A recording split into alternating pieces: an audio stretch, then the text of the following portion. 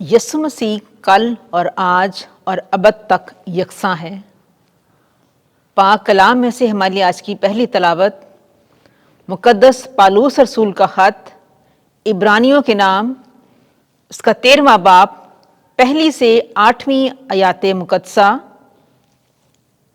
اے بھائیو، برادرانہ محبت قائم رہے، مسافر پروری سے غافل نہ رہو، کیونکہ اسی کی وجہ سے بعض نے لا علمی سے فرشتوں کی مہمان نوازی کی ہے۔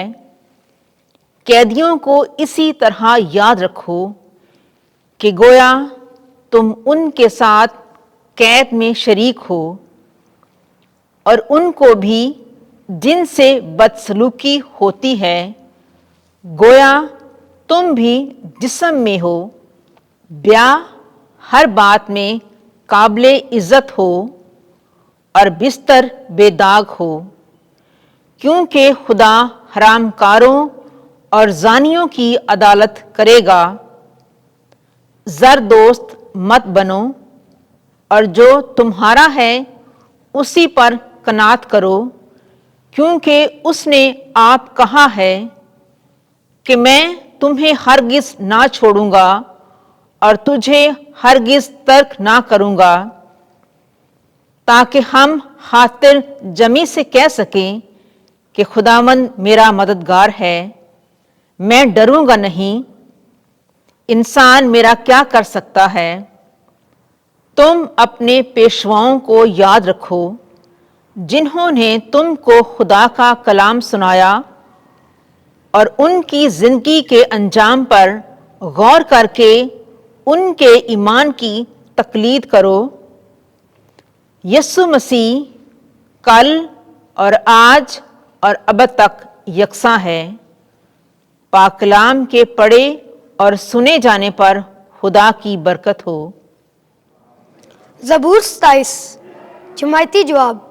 خداوند میرا نور اور میری نجات ہے، خداوند میرا نور اور میری نجات ہے، مجھے کس کا ڈر ہے؟ خداوند میری زندگی کا حسن ہے، مجھے کس کی ہیبت ہے؟ جماعتی جواب۔ خداوند میرا نور اور میری نجات ہے۔ اگرچہ میرے خلاف لشکر صف آرا ہو تو بھی میرا دل خوف نہ کھائے گا، اگرچہ میرے مخالفت میں جنگ برپا ہو تو بھی میں خاطر جمع رہوں گا۔ جماعتی جواب۔ خداوند میرا نور اور میری نجات ہے، کیونکہ مصیبت کے دن وہ مجھے اپنے خیمے میں چھپا لے گا، وہ اپنے ڈیرے کے پردے میں مجھے پوشیدہ رکھے گا، وہ مجھے چٹان پر چڑھائے گا۔ جماعتی جواب۔ خداوند میرا نور اور میری نجات ہے۔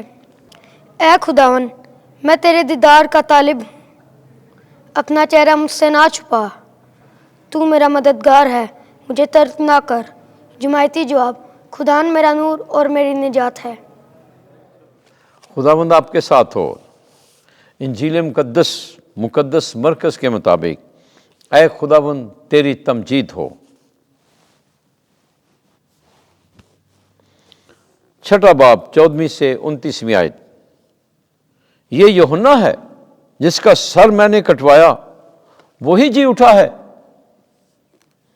ان دنوں میں جب ہیرودس بادشاہ نے یسوع کا ذکر سنا، کیونکہ اس کا نام مشہور ہو گیا تھا، اور بعض لوگ کہتے تھے کہ یوحنا استباغی مردوں میں سے جی اٹھا ہے، اس لیے کہ اس سے معجزے ظاہر ہوتے ہیں، مگر بعض کہتے ہیں کہ الیاس ہے، اور بعض کہتے تھے کہ نبیوں میں سے کسی کی مانند ایک نبی ہے۔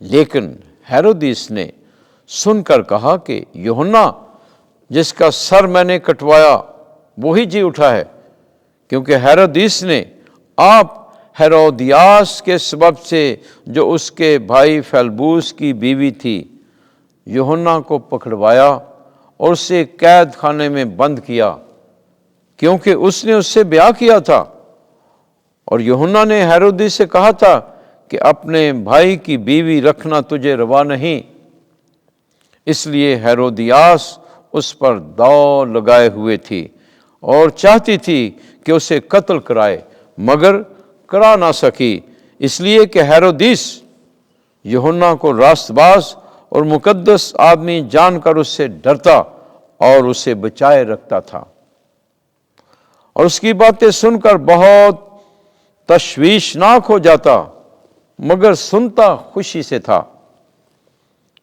اور موافق دن جب ہیرودیس نے اپنی سالگرہ میں اپنے امراء اور فوجی سرداروں اور جلیل کے رئیسوں کی ضیافت کی، تب ہیرودیاس ہی کی بیٹی اندر آئی اور رقص کر کے ہیرودیس اور اس کے ہم نوالوں کو خوش کیا۔ تب بادشاہ نے لڑکی سے کہا، تو جو چاہے مجھ سے مانگ اور میں تجھے دوں گا، اور اس سے قسم کھائی کہ جو کچھ تو مجھ سے مانگے اپنی آدھی سلطنت تک میں تجھے دوں گا۔ وہ باہر گئی اور اپنی ماں سے کہا کہ میں کیا مانگوں؟ وہ بولی، یوحنا اصطباغی کا سر۔ تب وہ فوراً بادشاہ کے پاس جلدی سے اندر آئی اور عرض کر کے کہا، میں چاہتی ہوں کہ تو یوحنا اصطباغی کا سر تھال میں ابھی مجھے دے دے۔ بادشاہ بہت غمگین ہوا، مگر اپنی قسموں اور ہم نوالوں کے سبب سے نہ چاہا کہ اسے دلگیر کرے، مگر بادشاہ نے فوراً حکم دے کر سپاہی کو بھیجا کہ اس کا سر لائے۔ اس نے جا کر اس کا سر قید خانے میں کاٹا اور اس کا سر تھال میں لایا اور اس لڑکی کو دیا، اور لڑکی نے اپنی ماں کو دیا۔ اور اس کے شاگرد یہ سن کر آئے اور اس کی لاش اٹھا کر قبر میں رکھی۔